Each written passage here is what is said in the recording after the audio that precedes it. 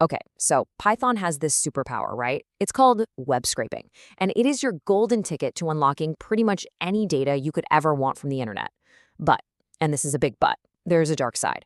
One wrong move, and it's not just a failed script. We're talking about getting yourself permanently blacklisted. And I'm not even kidding. That is literally how fine the line is.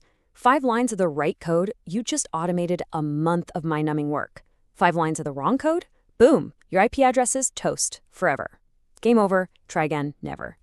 So, that's the million-dollar question, isn't it? How do you tap into all that incredible power without shooting yourself in the foot? How do you build that data set for your next startup idea, your machine learning project, without getting the ban hammer dropped on your head?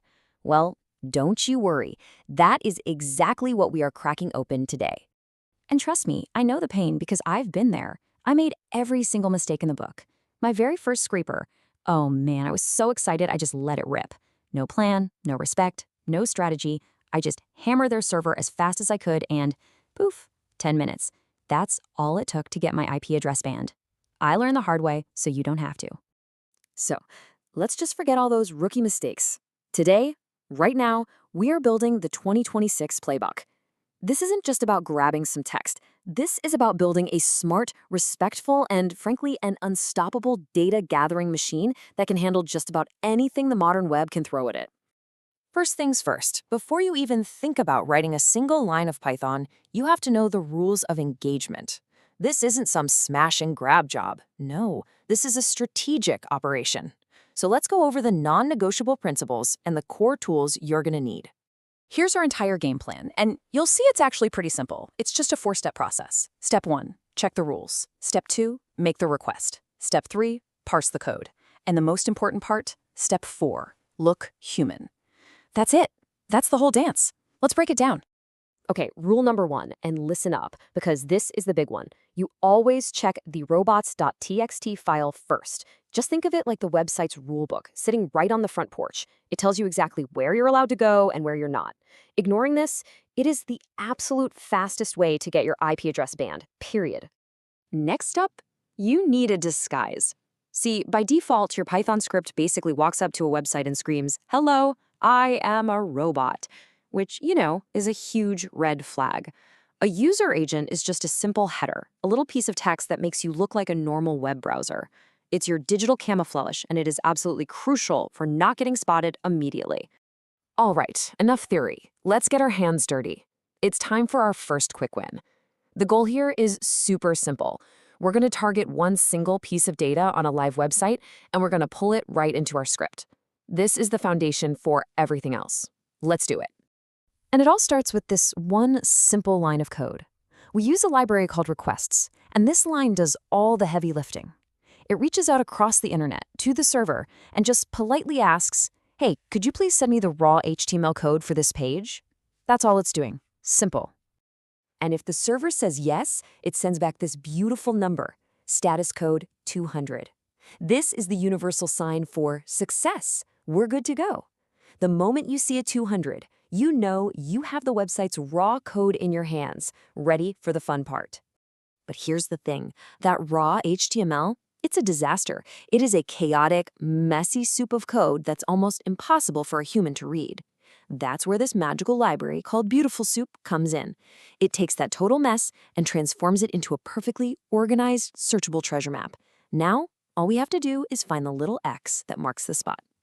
And boom, there it is. We follow our map, we find the exact little tag that holds the price, and we pull it out. That's it. That's our first victory. You just reached into a live website and pulled out a specific piece of data. Feels pretty good, right?